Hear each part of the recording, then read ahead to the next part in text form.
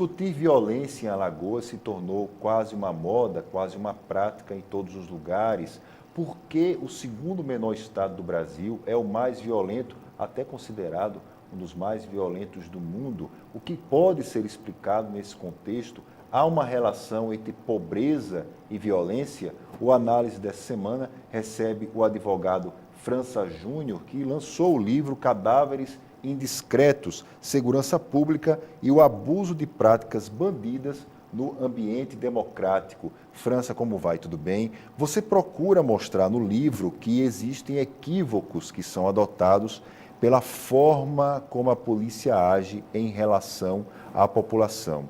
Nós observamos, há alguns dias atrás, o caso de um comandante de uma guarnição que foi preso por determinação de um juiz após abordar um militar. Essa briga de autoridades em relação à segurança pública, ela acaba facilitando também a violência no nosso Estado? Não tenha dúvida, Odilon. Primeiro, obrigado pelo espaço.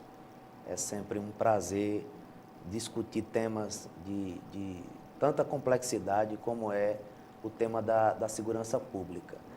De fato, nós temos ainda um aparelho de segurança pública que é muito fechado para a sociedade. E não só para a sociedade, é um aparelho de segurança pública que briga com ele mesmo. Tem instituições que se isolam, que trabalham com dados, com números, que elas mesmas produzem e acabam fazendo com que esse trabalho reflita na sociedade, né? Infelizmente, a gente tem privilegiado, na formulação de políticas em segurança pública, a gente tem privilegiado a reação e negligenciando a prevenção. A ideia é que quanto mais nós foquemos no planejamento, na prevenção, menor a necessidade de reação. É um pouco disso que eu procuro trabalhar no livro Cadáveres Indiscretos, né? O livro ele é fruto de uma pesquisa que eu fiz nos primeiros 6 meses de 2014, identifiquei as mortes que aconteceram neste período e as características... Na cidade de Palmeira dos Índios. Na cidade de Palmeira dos Índios, só colocando é a isso. terceira maior cidade em termos populacionais de Alagoas, e identifiquei algumas características e delas eu procurei, com arcabouço teórico, revisitando toda a literatura acerca de segurança pública no Brasil e fora do Brasil, procurei trabalhar uma crítica que é não só direcionada à segurança pública aqui de Alagoas, mas é direcionada, que é uma reprodução do que se faz Brasil afora, uma crítica também ampla relacionada ao nosso país, ou a forma como ele lida com os conflitos sociais. Você também fala a respeito da abordagem das polícias em relação à população. Fale um pouco sobre isso. Pois é, a formação policial, especialmente a formação do policial militar, ainda não se adequa aos valores que nós prezamos e que foram encartados na nossa Constituição em 88. Infelizmente, a gente ainda forma policiais com a ideia do militarismo. Nós ainda temos uma polícia que ela está muito mais focada na busca do inimigo, na procura daquele que é um ser desviante, do que necessariamente num guardião da nossa cidadania. Isso traz prejuízos muito significativos para a sociedade. Fomentar na mentalidade do policial que ele vai à rua à caça e não necessariamente vai à rua à proteção da dignidade, da cidadania das pessoas, é algo que não se coaduna com aquilo que nós encartamos na nossa Constituição. Você discute também que a polícia ela possui um grau de credibilidade, no caso, junto à sociedade, bastante questionável. As pessoas não confiam diretamente na polícia. Se a população não confia na polícia, quem ganha nessa história e por que não existe uma reformulação geral em relação a esse tipo de polícia, digamos assim, que fique mais próximo do cidadão comum? Odilon, a Anistia Internacional divulgou há pouco uma pesquisa e que mostra que cerca de 80% da população brasileira desconfia da polícia.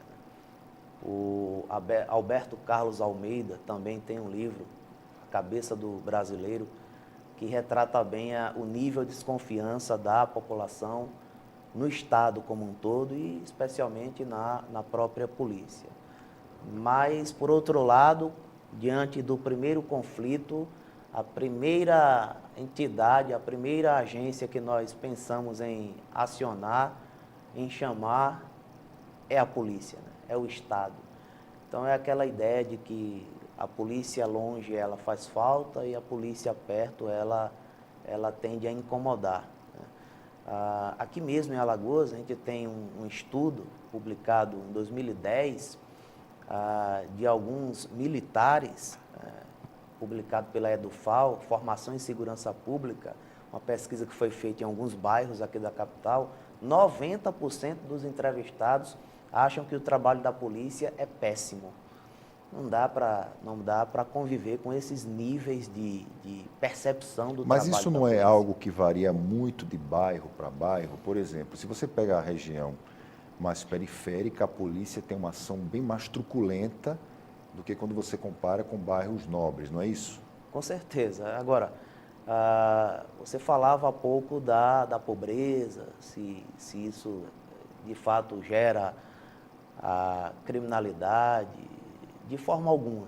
O rico, aquele que tem mais, comete tanto crime quanto quem não tem nada. Não há nenhuma relação direta de pobreza e criminalidade. Há, na verdade, um gatilho. Aqueles que são mais selecionados pelo aparelho policial é aquele que tem muito pouca coisa. É aquele que faz parte da camada mais baixa, digamos assim, ou menos abastada da sociedade. Então, basta ver a população carcerária do Brasil. A grande parte das pessoas fazem parte dessa camada de menos abastados. Isso não quer dizer que o rico não delinqua, não cometa crime. Isso quer dizer que o nosso sistema é extremamente seletivo.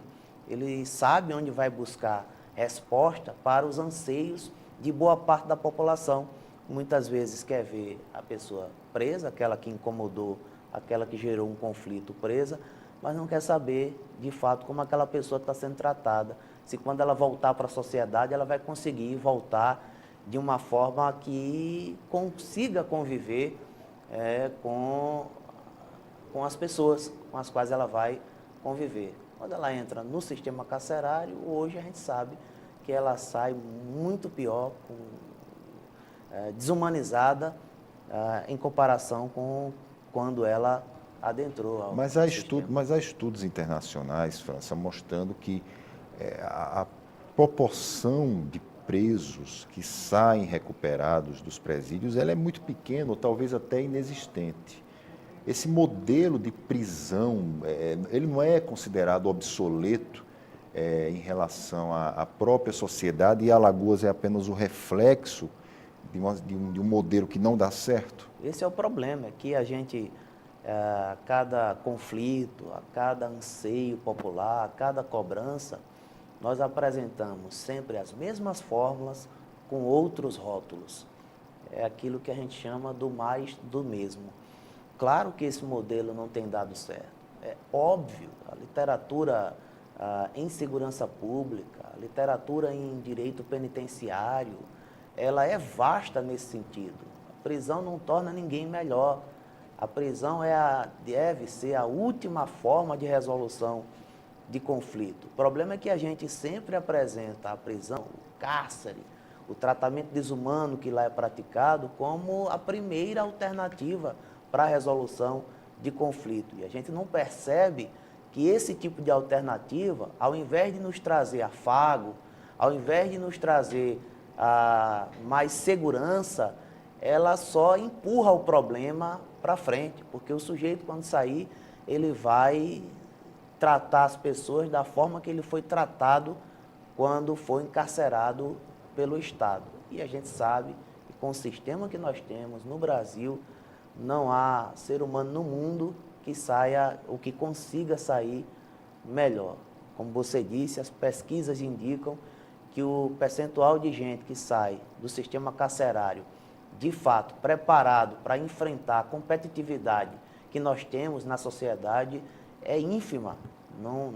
E a gente não quer perceber esses números, a gente não quer confrontar essa realidade cruel com a qual a gente convive. Então, a prisão deveria ser a última alternativa, mas como nós temos uma mentalidade imediatista, como nós temos a ideia de que é preciso executar aquilo que nós temos de ideia na nossa cabeça, se negligencia o planejamento, a gente começa a fazer as coisas como sempre fez, colocam outros rótulos. É como se eu tivesse, Odilon, comendo um bolo, não gostando do gosto desse bolo, mas a fórmula que eu apresento é aumentar o bolo, ao invés de mudar os ingredientes dele. Você não critica o judiciário nessa história. Por quê? Porque o enfoque do livro foi outro, né? Claro que o sistema de segurança pública é imenso. E aí deve ser discutido. O judiciário ele não deveria ser incluído nisso também? Deve ser discutido o judiciário, deve ser discutido o Ministério Público, deve ser discutido o papel da OAB, de todas as instituições. Porque há uma crítica clássica que os promotores fazem ao trabalho da polícia, que coloca que o bandido é preso, a justiça solta, o Ministério Público critica diretamente o trabalho da polícia, que diz que a polícia não faz um inquérito bem feito, por isso que não há uma sustentação legal para que aquela pessoa continue presa. O problema é saber quem faz o seu papel bem feito.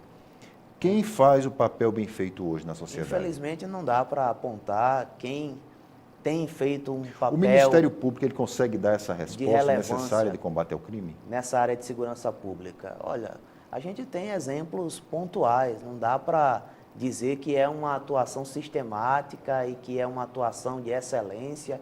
Nenhuma instituição que tenha contato com a segurança pública, cujo papel tem efeito direto na segurança pública, pode se arvorar na situação de fazer um papel bem feito.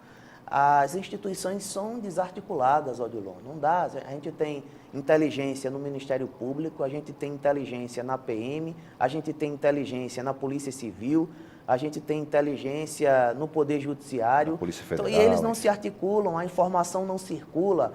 Todas essas informações trabalhadas por todas essas instituições são informações que eles colhem de alguma maneira passiva, porque esperam que a população indiquem que a infração penal aconteceu. Há uma certa acomodação e há uma certa cultura nesse sentido. Nós não temos pesquisa de vitimização. Nós não temos iniciativa dos gestores de procurarem a população, iniciativa que indica uma política de Estado. A gente tem exemplos pontuais aqui ou acolá, políticas de governo que são passageiros, mas não temos uma cultura de fazer com que essa informação ela seja buscada pelas entidades. Nós não temos hoje uma maneira de identificar aquelas infrações penais, aqueles desvios que não chegam a ser comunicados às autoridades. Então, quantas e quantas pessoas tiveram um som furtado do carro, ou tiveram um celular furtado, ou presenciaram infração penal e não comunicaram às autoridades? As autoridades não ficaram sabendo e elaboraram todo o seu planejamento de segurança pública com base em números que não são aproximados da realidade. A realidade, ela, digamos assim, ela é muito pior do que os números, não é isso? Muito pior do que os números, não tenha dúvida disso. E é isso que vem sendo replicado aqui no Brasil.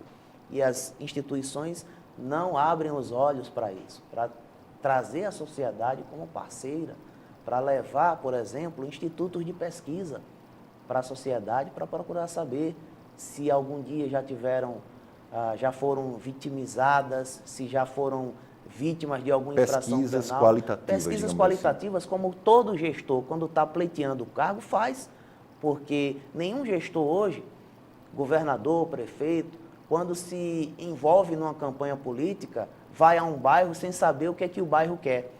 Nenhum gestor toca uma campanha política sem saber o sentimento da sociedade, o que é que ela quer ouvir.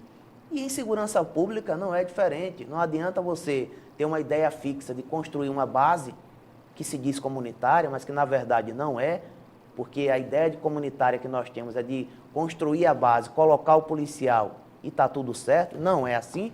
Tem que aproximar o policial da comunidade, tem que estreitar os laços. Então, não se pode ter em mente que aquilo que tem sido feito no Rio de Janeiro, com as UPPs, é modelo para ser replicado no Brasil, porque as notícias que nos chegam é a de que trocou-se uma opressão por outra, trocou-se a opressão do tráfico pela opressão do Estado. Essas são as notícias e é isso que tem indicado as pesquisas para nós. Mas não pode querer replicar esses modelos de forma acrítica no nosso estado, no nosso bairro, porque cada um tem a sua particularidade. O problema, Odilon, é que nós formulamos políticas públicas para a segurança de cima para baixo. E eu falo sobre isso no livro. Política de segurança pública, ela tem que partir de baixo para cima. Tem que analisar as particularidades e as circunstâncias de cada comunidade. Daí a importância da proximidade com as associações, com as igrejas, com as instituições que estão no dia a dia da comunidade. Não adianta chegar... Eles trabalham com o varejo, não é isso? Exatamente. Perfeito. No caso, você tira uma conclusão a respeito do que você pegou de dados sobre esses 6 meses de pesquisa lá em Palmeira, em 2014? A conclusão é que nós temos replicado um modelo que não tem dado certo, daí a ideia do título do livro, Cadáveres Indiscretos. São corpos que têm mostrado para o Estado, ao Brasil como um todo, que esse modelo ele é completamente arcaico e é um modelo que não nos traz segurança. Há quanto tempo nós discutimos políticas de segurança pública? Há séculos. E nós não temos sentido aquela sensação de segurança que gostaríamos de sentir. No livro, eu trago um dado, Odilon, que é interessante, porque em 2007 nós tivemos, pelo menos o que os números indicam do Ministério da Justiça, é que nós tivemos na tropa da Polícia Militar aqui em Alagoas, cerca de 8.000 homens. Historicamente, foi um dos momentos da nossa história em que nós mais tivemos homens na tropa. Mas em 2008, nós surgimos como um dos estados mais violentos do mundo, proporcionalmente falando. É uma lógica que é sustentada atualmente que não se confirma, porque a ideia é a de que quanto mais policial na rua, menos crime. Quanto mais policial na rua, mais sensação de segurança. Não é isso que nós temos sentido de 2007 para cá. É preciso reconhecer, nós tivemos sim investimentos em viaturas, em armas, nós tivemos contratação de policiais, muito embora precise de mais, mas a sensação de segurança, ela é mínima. Nós nos sentimos cada vez mais inseguros. Nós vamos continuar conversando com você, França, no próximo bloco, lembrando que o nosso programa, além de passar aqui pela TV Mar, canal 25 na NET, você pode acompanhar pelos dispositivos móveis com iOS e Android e pelo portal gazetaweb.com. Os arquivos do nosso programa também estão lá no site da TV Mar, que fica no portal gazetaweb.com. Nós voltamos já.